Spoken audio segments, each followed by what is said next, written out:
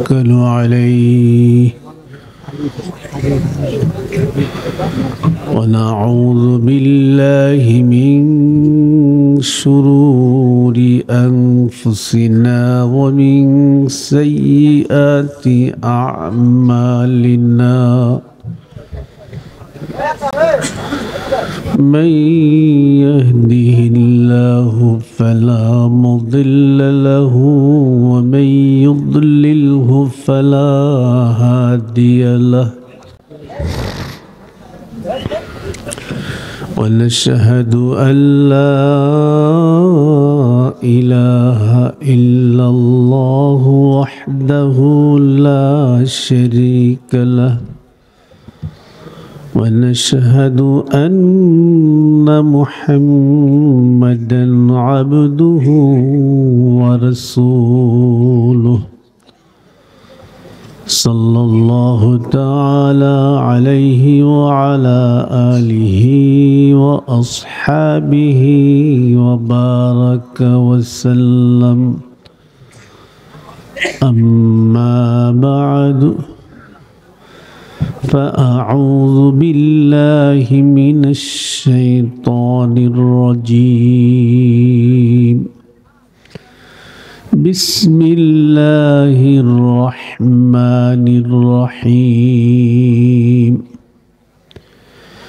يا أيها الناس إن وعد الله حق فلا تغرنكم الحياة الدنيا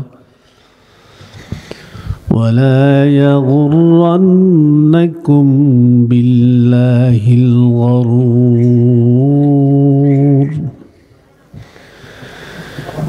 إن الشيطان لكم عدو فاتخذوه عدوا إنما يدعو حزبه ليكونوا من أصحاب السعير وقال تعالى يا أيها الذين آمنوا اتقوا الله وكونوا مع الصادقين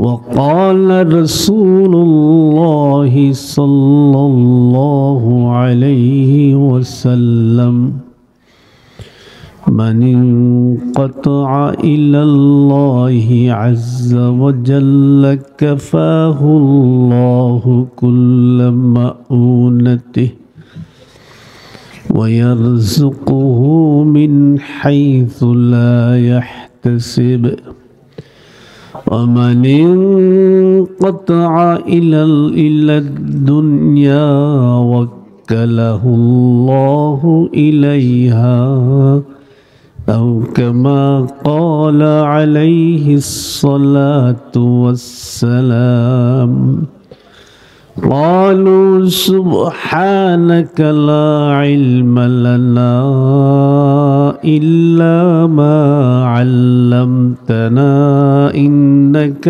أنت العليم الحكيم আমরা সকলে অত্যন্ত গভীর ধ্যানের সহিত নবী করিম সাল্লাল্লাহু আলাইহি ওয়াসাল্লামের প্রতি দরুদ পাঠ করি। আল্লাহুম্মা সাল্লি আলা মুহাম্মাদ ওয়া আলা আলি মুহাম্মাদ কামা সাল্লাইতা আলা ইব্রাহিম وعلى آل إبراهيم إنك حميد مجيد اللهم بارك على محمد وعلى آل محمد كما باركت على إبراهيم وعلى آل إبراهيم إنك حميد مجيد मेरी नज़रों में तुम ही हो महतरम या जबल अल हराम या जबल अल हराम बलगल उला बिकमालिही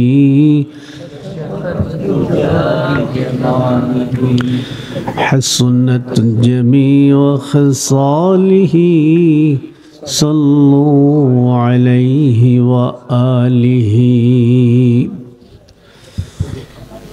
আজকের বাবুরগাতি উলামায়ে কেরামের উদ্যোগে আয়োজিত মাহফিলের সম্মানিত সভাপতি, উপস্থিত উলামায়ে কেরাম, মুহতারাম মুআজ্জাজ ও সম্মানিত মুসল্লি ভাই সব, আল্লাহ পাকের একান্ত দয়া এবং একান্ত অনুকম্পায় আমরা এই গভীর রাতে কোরআন এবং হাদিসের আলোচনা শুনবার জন্য, আলোচনা রাখবার জন্য আমরা তৌফিক পেয়েছি। আল্লাহ পাক আমাদের সেই সুযোগ দান করেছেন। আমরা সকলে বলি আলহামদুলিল্লাহ।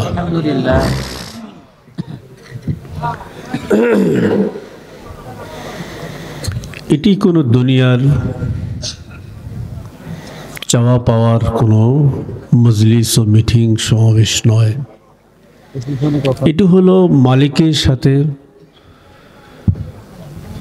বান্দার গভীর সম্পর্ক জোড়বার একটি প্রয়াস, একটি প্রচেষ্টার আয়োজন।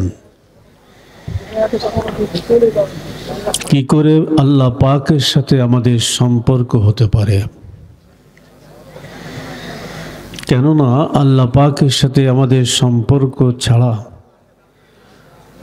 দুনিয়া আখিরাতে পার পাওয়ার, সুখে থাকবার, মুক্তি পাওয়ার কোনো পথ নাই। আর একথা স্বতঃসিদ্ধ, যত মাখলুক আল্লাহ সৃষ্টি করেছেন, যে মাখলুকগুলি আমরা দেখি বা না দেখি, হাজারো রকম, লাখো রকম, অসংখ্য মাখলুক জলে স্থলে আল্লাহ পাক সৃষ্টি করেছেন।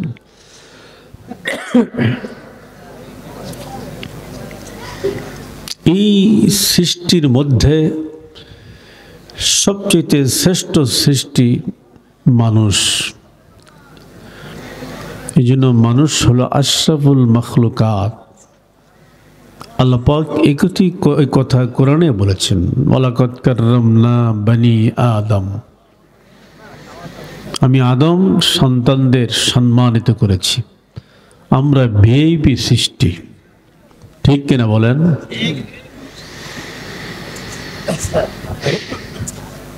তবে আমরা সমস্ত মাখলুকের চাইতে দামি, এটা কিন্তু আমাদের লাইফ স্টাইল, আমাদের সামাজিকতা, পারিবারিক জীবন, ব্যক্তি জীবন, সামাজিক জীবন এবং বিভিন্ন কর্মকাণ্ড, বিভিন্ন অ্যাক্টিভিটিস, এর মধ্য দিয়েই প্রমাণ হয় যে আমরা অন্য সৃষ্টির তুলনায় অত্যন্ত সম্মানিত এবং জ্ঞানী ও প্রজ্ঞাময়। একথা সকলের কাছে প্রতিভাত, সকলের কাছে এটা প্রমাণিত।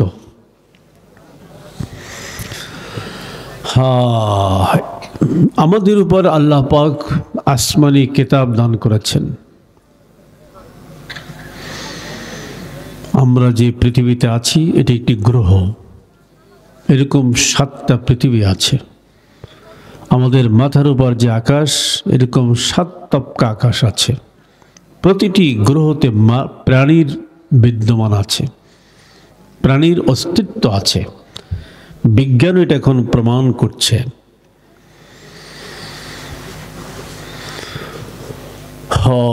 তো আল্লাহ তাবারক ওয়া তাআলা অনর্থক আমাদের সৃষ্টি করেন নাই। সুনির্দিষ্ট কতগুলি দায়িত্ব আমাদেরকে দান করেছেন, যেটি পবিত্র কোরআনে আছে। ইন্নী জাইলুন ফিল আরদি খলিফা, আমি জমিনে আমার প্রতিনিধি সৃষ্টি করতে যাচ্ছি। প্রতিনিধি কি?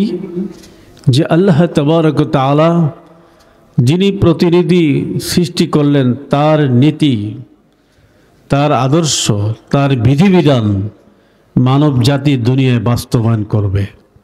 এই জন্য মানুষকে আল্লাহ সৃষ্টি করেছেন। কিন্তু এই পাপপঙ্কিল পৃথিবীতে এসে আমরা নানান মতের, নানান পথে আমরা চলতেছি, মালিককে ভুলে গেছি। কিন্তু সে এমন মালিক, সে মালিককে ভুলে গিয়ে মুক্তির কোনো উপায় নাই করেছেন যারা মানুষকে এই কথাগুলি বুঝিয়েছেন। হুয়াল্লাযী বা'আসা ফিল উম্মিয়িনা রাসূলাম মিনহুম ইয়াতলু আলাইহিম আয়াতিহি ওয়া ইউযাক্কিহিম ওয়া ইউআল্লিমুহুমুল কিতাবা ওয়াল হিকমাহ وَإِنْ كَانُوا مِنْ قَبْلُ لَفِي ضَلَالٍ مُبِينٍ।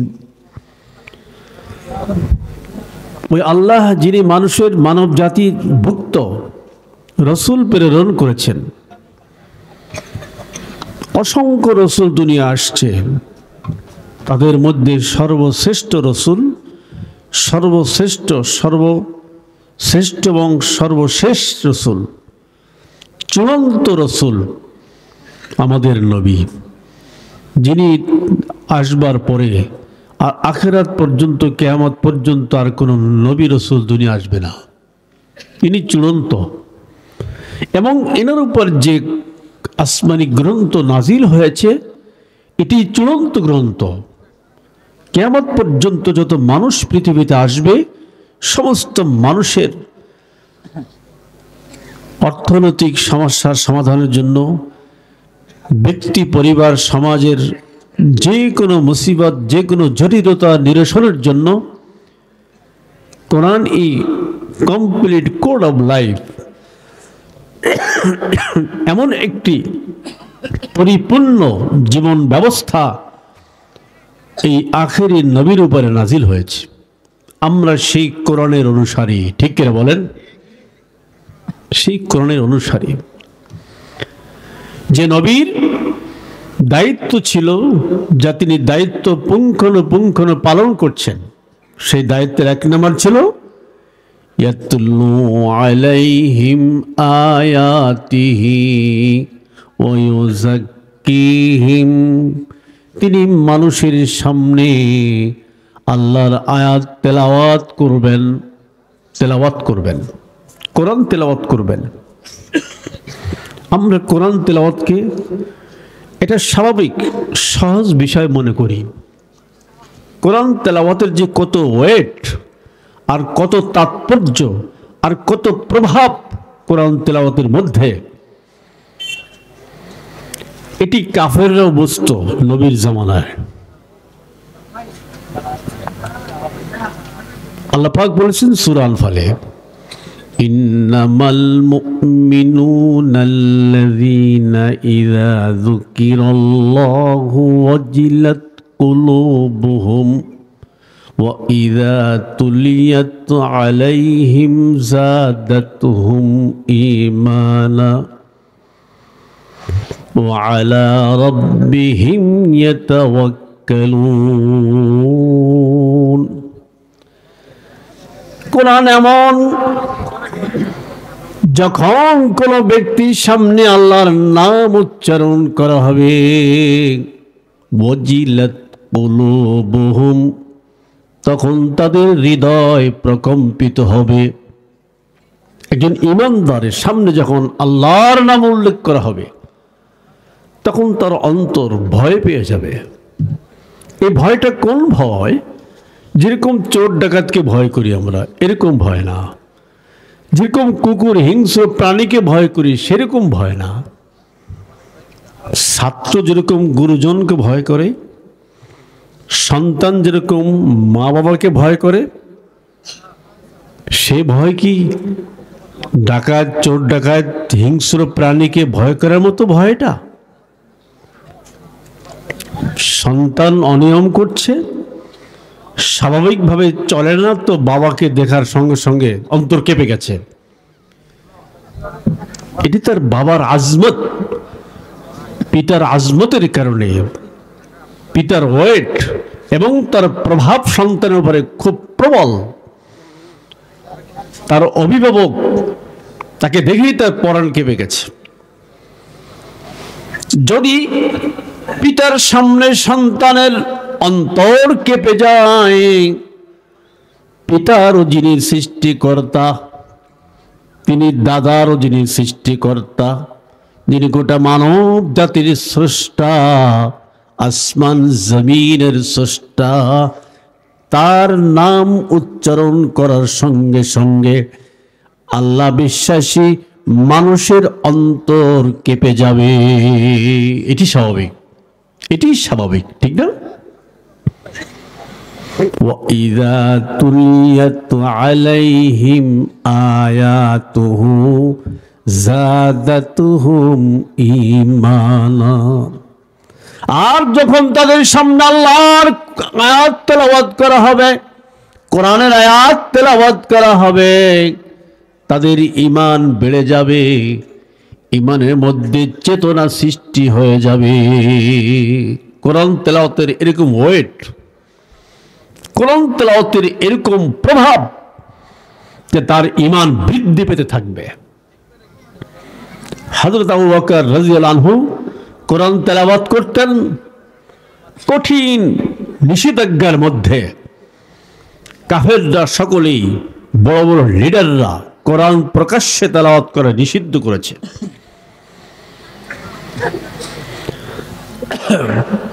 হযরত আবু বকর তার কুঠুরির মধ্যে বসে কোরআন তেলাওয়াত করতেন। যে সর্দার লিডারেরা কোরআন তেলাওয়াত নিষিদ্ধ করেছে, কোরআন তেলাওয়াত শ্রবণ করার জনসাধারণের উপর নিষেধ জারি করেছে, অথচ তাদের বাচ্চা কাচ্চারা, তাদের মেয়ে ছেলেরা এরকম বেড়ার পাশে দাঁড়িয়ে, ঘরের বাহিরে দাঁড়িয়ে কান পেতে আবু বকরের তেলাওয়াত শুনতেন। এই তেলাওয়াত শুনে শুনে অনেকে মুসলমান হয়ে যেত। যদিও ওয়াইযা তুলিয়াত আলাইহিম আয়াতুহু যাদাতুহুম ঈমানা, যদি ইমানদারদের কথা বলা হয়েছে যে ইমানদাররা যখন কোরআন তেলাওয়াত করবে তাদের ঈমান বেড়ে যাবে, কিন্তু কোরআন তো সর্বজনীন। শুধু ইমানদারদের হৃদয়ের উপরে কোরআন প্রভাব বিস্তার করে না, বরং এর প্রভাব অন্য ধর্ম অবলম্বীদের, যারা কোরআন প্রকাশ্যে মানে না, তাদের হৃদয়ের উপরে কোরআনের প্রভাব বিস্তার হয়। নিষেধাজ্ঞা জারি করছে, কোরআন শোনা যাবে না। আবু জেহেল, আবু সুফিয়ান, আখনাস ইবনে শারিক যে কোরআন তেলাওয়াত নিষেধ করেছে, সর্বত্র নিষেধাজ্ঞা বাস্তবায়নের জন্য মনিটরিং তারা করছে, কিন্তু তাদের মনের মধ্যে আগ্রহ সৃষ্টি হয়েছে যে কোরআন তেলাওয়াত নিষিদ্ধ করলাম, যা শোনা শ্রবণ করাও নিষিদ্ধ করেছি, তবে একটু শুনে দেখি আমরা, বিষয়টা কি, এর মধ্যে কি মাহাত্ম্য আছে। আবু জেহেলও সেই চিন্তা করলো, আবু সুফিয়ানও সেই চিন্তা করলো, আখনাস ইবনে শারিকও সেই চিন্তা করলো। মনে মনে নিয়াত করলো, গভীর রাতে যখন সমস্ত মানুষ ঘুমিয়ে যায়, নবী তো তখন কোরআন তেলাওয়াত করে, আমরা ওই সময় গিয়ে গোপনে তার তেলাওয়াত শুনব। এই নিয়ত তিনজনই করলো, কিন্তু সম্মিলিতভাবে নিয়ত করে নেই, যার যার তার নিয়ত করছে। প্রত্যেকেই মনে করছি এটা তো আর কেউ দেখবে না, আমি একা একটু যাব। আবু জেহেলও তাই নিয়ত করলো, আবু সুফিয়ানও সেই নিয়ত করলো, আখলাস ইবনে শারিক দুর্ধর্ষ কাফের সর্দার, সেও তাই নিয়ত করলো। আবু জেহেল গোপনে গেল, নবী তার কুঠুরির মধ্যে বসে কোরআন তেলাওয়াত করছেন। আবু জেহেল কান পেতে কোরআন তেলাওয়াত শুনতেছেন। আবার আবু সুফিয়ানও আর এক অন্য সাইড দিয়ে সেও কান পেতে শুনতেছে। আখলাস ইবনে শারিক সেও কোরআন তেলাওয়াত শুনতেছে, কিন্তু তিনজনের কারোর সাথে কারো কোনো দেখা নাই। মনে করছে আমি একাই, আর তো কেউ জানেও না, আসেও না। এমন ভাবে চুম্বকের মধ্যে কান লাগে নবীর তেলাওয়াত শুনতেছেন, এমন প্রভাব লেগেছে অন্তরের মধ্যে, এত মজা লেগেছে যে গভীর রাতে কান লাগাইছে তো লাগাইছে, যখন সকাল হয়েছে তখন তাদের হুঁশ হয়েছে, এখন আর থাকা যায় না, মানুষ দেখে ফেলবে। এবার আবু জেহেল ওখান থেকে গোপনে গোপনে বের হয়ে চলে যাচ্ছে। একটু বের হয়ে সেখানে দেখা আবু সুফিয়ানের সাথে, সেখানে দেখা আখলাস ইবনে শারিক, এই তিনজন একখানে হয়ে গেছে। ভাই তুমি কোথায় গেছিলা? ওই গেছিলাম এদিকে গেছিলাম। তুমি কোথায় গেছিলাম? এইটা এদিকে গেছিলাম। সত্য কথা বলো, কোথায় গেছো? তখন বল, ভাই আমি একটু কোরআন তেলাওয়াত মোহাম্মদের শুনতে গেছিলাম। তুমি? আমিও তো। তিনজনে স্বীকার করলো। এখন তিনজনে বসছে, না রে এটা আমাদের জন্য ঠিক হচ্ছে না। আমরা সমাজের নেতৃস্থানীয় ব্যক্তিবর্গ, আমাদের কথায় সমাজ উঠে বসে। আমরা যে কোরআন তেলাওয়াত শুনতে নিষেধাজ্ঞা জারি করেছি, আমরা যদি গোপনে এরকম কোরআন তেলাওয়াত শুনি তাহলে অন্যদের কিন্তু ঠেকানো যাবে না। ঠিক আছে ভাই, আসো আমরা হাতে হাত মেলে করাল করি যে আর আমরা আসবো না। বাস এই কথা বলে চলে গেল। এখন তিনজন আবার আলাদা আলাদা চিন্তা করছে যে আজকে তোর কেউ যাবে না, আজকে আমি একা একটু আবার যাই। মানে মজা লাগছে, কথা বলছেন? দেখেন কোরআনের কত বড় প্রভাব, কত বড় চুম্বকের মতো কোরআনের আসর। আজকে তো আর কেউ যাবে না, আমি একটু যাই। এটা আবু জেহেলও চিন্তা করলো, এটা আবু সুফিয়ানও চিন্তা করলো, এটা আখলাস ইবনে শারিক সেও চিন্তা করলো। প্রত্যেকে আবার আলাল ইনফরাদ, আলাদা আলাদা প্রত্যেকে আবার গেল। আবার দ্বিতীয় দিন সকালবেলা ফিরে আসার সময় আবার সাক্ষাৎ হয়ে গেছে। এবার তো একেবারে তিনজনে কঠিন ক্রীড়া করছে, তাদের ভূত তাদের দেবতাকে নাম টাম নিয়ে করাল করছে যে আর এখানে আসা যাবে না। ঠিক এরকম তৃতীয় রাত্রে আবার এরকম আসছে, মনে করছে আজকে রাত্রে কেউ আসবে না। এরকম কোরআনের আসর ছিল, কোরআনের প্রভাব ছিল। পরিশেষে তারা দেখলো এই যে কোরআন তেলাওয়াত, এটা এমন সুন্দর, এমন মজার, এটার থেকে মানুষকে বারণ করা যাবে না, ঠেকানো যাবে না। এখন তারা আর নিষেধাজ্ঞা দেয় এটা না, আগের মতো কড়াকড়ি করে না। যত চেষ্টা করি আমরা নিজেরাই কন্ট্রোল করতে পারি না, কোরআনের প্রভাবের কাছে আমরা দুর্বল হয়ে পড়ি। সুতরাং অন্যদেরকে কেমনে ঠেকাবো? ওয়ালিদ ইবনে মুগীরা এরা কি চিন্তা করলো এইভাবে তো মানুষদেরকে ঠেকানো যাবে না কোরআন শোনা। আচ্ছা, এর চাইতে আমরা একটু মুহাম্মাদের সাথে একান্তে একটু আলাপ করি, তাকে বুঝাই শুনিয়ে ফেরানো যায় কিনা। সে তো আমাদের সমাজেরই তো মানুষ, এক সময় তো আমাদের কাছে অত্যন্ত প্রিয় ব্যক্তি ছিল। তার আখলাক চরিত্র, তার আপনার ধৈর্য, সহনশীলতা, পরমত্ব, সহিষ্ণুতা, এগুলো তো ভরপুর তার গুণ ছিল, যাকে আমরা বিশ্বাস তার আলামিন বলতাম। তো এই লোকটার সাথে খালি দূর থেকে আমরা বিদ্বেষ করবো কেন? কাছে গিয়ে একটু বোঝাই শুনেই ফিরাইতে পারি কিনা। ওয়ালিদ ইবনে মুগীরা নবীর কাছে গেলেন, গিয়ে বললেন, তোমার সাথে আমার একটু কথা আছে। আচ্ছা, কি কথা? কিন্তু একান্তে বসতে হবে। আচ্ছা আসেন। নিরিবিলি জায়গা, নবীর সাথে বসছে। দেখো, সমাজে অশান্তি তুমি তো চাও না। বলে, না, চাই না। এখন যে পরিস্থিতি হয়েছে, তুমি একটু নিবৃত হলে, তুমি একটু তোমার যে কাজ এটিকে একটু পিছপা হলে সমাজটা শান্ত হয়ে যায়। বলে, কিভাবে শান্ত হব? তুমি তোমার ধর্ম প্রচার কালিমা এটা বাদ দেবা। এর বিনিময়ে তুমি কি চাও? মানুষ তো দুনিয়া একটা চায়, দুনিয়া একটা লোভের কারণে কোনো টার্গেট থাকে মানুষের। সে যে কাজই করুক না কোনো, দুনিয়ার কিছু চাওয়া পাওয়ার থাকে। তোমার যদি সর্দারি করতে মনে চায়, লিডার হতে মনে চায়, তুই বলো, আমরা তোমাকে আমাদের সমাজের লিডার বানাই দেব। আর তুমি যদি মনে করো তোমার অর্থ সম্পত্তির মালিক হওয়া দরকার, তা আমরা সেই ব্যবস্থা করব। তুমি যদি মনে করো সুন্দরী রমণীকে তুমি বিবাহ করবা, আমরা ব্যবস্থা করব। কিন্তু তুমি এই পথ থেকে ফিরে আসো। নবী করিম সাল্লাল্লাহু আলাইহি ওয়াসাল্লামকে বললেন। নবী করিম সাল্লাল্লাহু আলাইহি ওয়াসাল্লাম বললেন, এটা দুনিয়াবি কোনো বিষয় নয়, দুনিয়ার কোনো চাওয়া পাওয়ার বিষয় নয়, এটা তো জাহান্নামের আগুন থেকে মুক্তির বিষয়।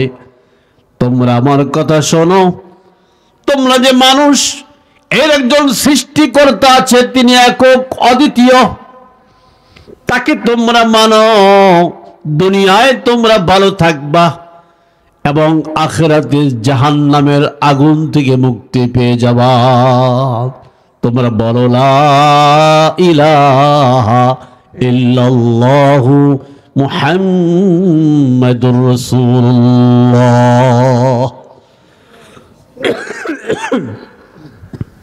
কিন্তু ওর তো মুসলমান হয় নাই। কে মুসলমান হবে না হবে এটা তো আল্লাহ পাকের ফয়সালা। হেদায়েত তো নবীর হাতে না, হেদায়েত কার হাতে? আল্লাহর হাতে। এরকম করে কোরআনকে প্রতিরোধ করার চেষ্টা করা হয়েছে। وقال الذين كفروا لا تسمعوا لهذا القرآن والغوا فيه لعلكم تغلبون। কাফেররা বলতো, তোমরা কখনোই কোরআন তেলাওয়াত শুনবা না, বরং যখন কোরআন তেলাওয়াত কেউ করবে তোমরা তার মধ্যে হট্টগোল সৃষ্টি করবা, তোমরা একসময় বিজয় হয়ে যাবা। কিন্তু কোরআনের বিপক্ষের শক্তিকে বিজয় হতে পারে? যে ধরনের আঘাত মুসলমানদের উপর তখন করেছিল, আপনাদের গা শিউরে উঠবে। সাহাবায়ে কেরামদেরকে যেভাবে দুর্ধর্ষ আঘাত করেছে, রক্তাক্ত করেছে, যারা দেশান্তরিত হইতে বাধ্য হয়েছে, তাদের কোনো দোষ ছিল না, শুধু কোরআনের কালিমা গ্রহণ করেছে। দোষ শুধু এইটা। এখন আপনারা সাম্প্রতিক সময় বিশ্বে দেখছেন, বিভিন্ন দেশে, আফগানিস্তানে কি করেছে। আফগানের জমিনকে তামা তামা করে ফেলেছে, লক্ষ লক্ষ মানুষকে বম্বিং করে হত্যা করেছে, কিন্তু কোরআনের বিজয় তারা ঠেকাতে পারে নাই।